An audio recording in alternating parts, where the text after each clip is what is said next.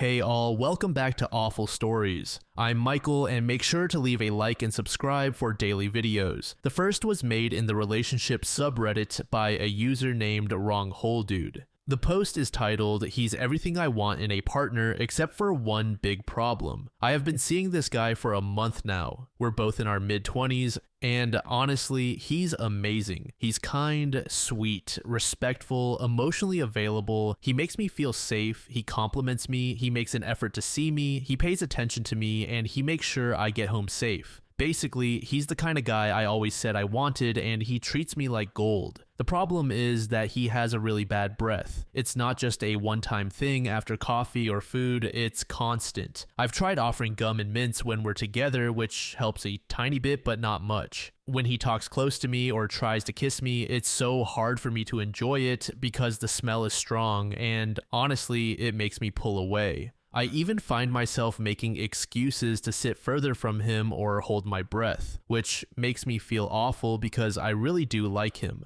I can tell he's falling for me, and I don't want to break his heart. He deserves someone who loves him back fully, but this one issue is such a big deal for me that I don't know what to do. I don't know how to bring it up without completely crushing him because he's such a sweetheart. At the same time, I know I can't ignore it forever. Has anyone ever been in this situation? How do you even tell someone their breath smells without hurting them? Is there a way to be kind about it? I want to give this relationship a chance, but this is a really big hurdle for me. Please help me. Update. So I told him. It was really hard for me to initiate the conversation, and I had no idea where to begin, but I did it. Right before we had to go, I asked him when was the last time he went to a dentist and if he has any cavities. He went on a tangent explaining that he went 1 month ago, how he had a cavity, he treated it, and now he needs to put on a crown. Then he asked me if it smells weird. I awkwardly smiled and said, sometimes. It was all the time though, and he said, I'm so sorry you had to smell that, and immediately adjusted his sitting posture to sit straight and away from my face. I felt bad, and I explained I was just concerned about his health and how this could be an underlying issue with his gut or something. He kept apologizing and saying he was sorry he bothered me with the smell, especially when I always smell so great. Anyway, I asked him if he scrapes his tongue and he said no. I told him that the back of most toothbrushes can be used for scraping and that not scraping leaves food on the tongue that can smell. He thanked me and said he would do that. I then asked if he wouldn't mind me keeping him posted from now on so that if the smell persists, he could get checked for underlying conditions, and he said okay. I told him to please not take it personally and that it's natural to have mouth smells sometimes and that it can happen to anyone, so I'm not judging him and that this is coming from a place of concern, not prejudice. After we left the coffee shop, he was silent, and when he spoke, he talked quietly, which broke my heart. It's not easy to hear something like this, I understand. He then asked me if he could smell it now, and I said yes. Then silence. A few moments later, he asked if it was that bad. I asked him to please not overthink it, and that if he follows the tips I gave him, it should be fine.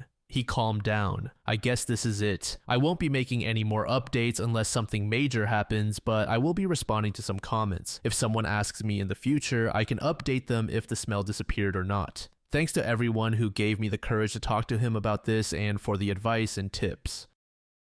OP's post is honestly relatable. It's funny how something so small can turn into a major emotional challenge, especially when you actually really like the person. The way OP tiptoed around the subject, offering gum here and there, feels so human because no one wants to hurt someone they care about. And then the big moment, the awkward but necessary conversation. Hats off to OP for finding a gentle way in, focusing on concern and health, not just, hey, your breath is killing me. It's hilarious and awkward, the guy's quietness after hearing it. OP handled this like a pro. Undercover said, I had the same issue and I just told her at one point. She took it okay. She bought a tongue scraper and it solved the problem completely. The second story for today was made in the True Off My Chest subreddit by a user named Absolbly. The post is titled, I woke up and physically could not get off the floor. Turns out my best friend died. On the morning of January 9th, I woke up and went to the bathroom to start getting ready for work. My body felt really heavy in a way I'd never felt before, but it was to the point that I just lay down on the tile. I told myself I was going to give myself 5 minutes and then I had to start getting ready or I was going to be late, so I set a timer on my phone. It went off and I just couldn't get off the floor. I don't know how to describe it. My husband and I had moved states a few months earlier and I had a job I loved, still do. But something about that morning, I just couldn't do it because I physically couldn't get up. I called my boss and told her I was going to take a PTO day, and I crawled my way back into bed and went back to sleep.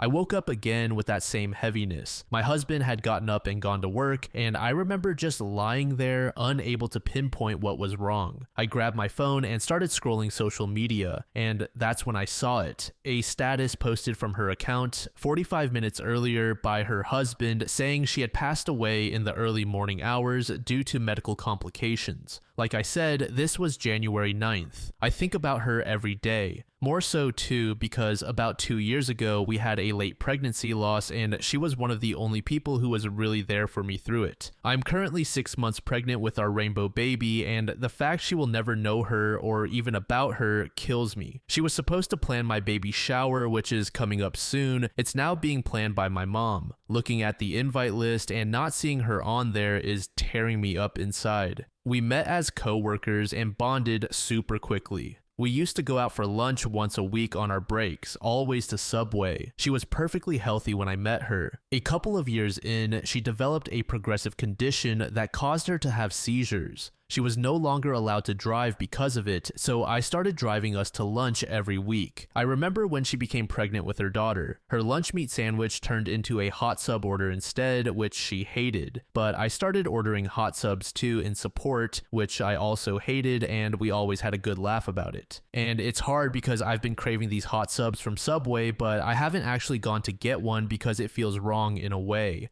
Like I also said earlier, we had recently moved a few states away and it didn't change our friendship. But the last conversation we had was over Facebook Messenger and she told me how much she missed me. I told her I missed her too. That was it. Sometimes I reread our years of messages and it's almost like she's here again. But that ending note has always been bittersweet. I don't know. I don't really know where I'm going with this or why it's so heavy in my memory today. I guess I'm preparing for my shower and I'm feeling our daughter kick, and I want to tell her about every bit of it over a Subway sandwich craving, and I can't do any of it. Said Pierre said, I don't know what your beliefs are, but mine are this. She knows. She knows all of it. She knows you miss her. She knows about your baby, that you wish she could be there for the shower. It may seem very woo-woo, but I wouldn't be surprised if she's met your daughter and sends her to you with a kiss. She knows it all. The painful part is not being able to share it with her physically. I am so sorry your friend is no longer here in this realm.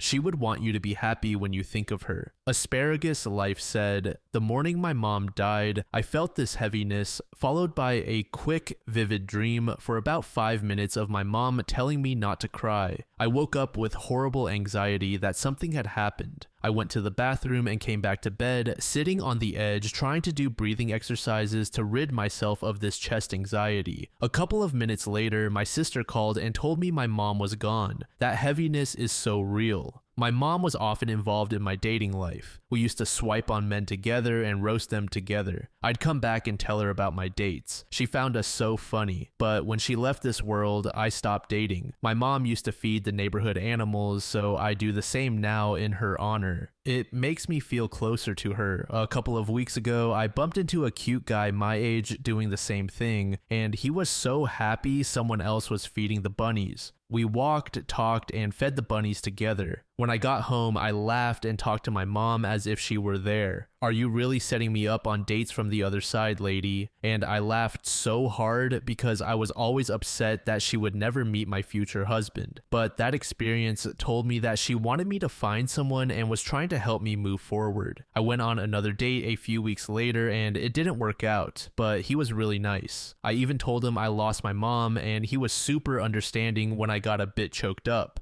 So suffice to say, your friend knows about your baby and wants you to do all the things that make you happy. Go get that sub. You never know what sign from her could be waiting for you when you do.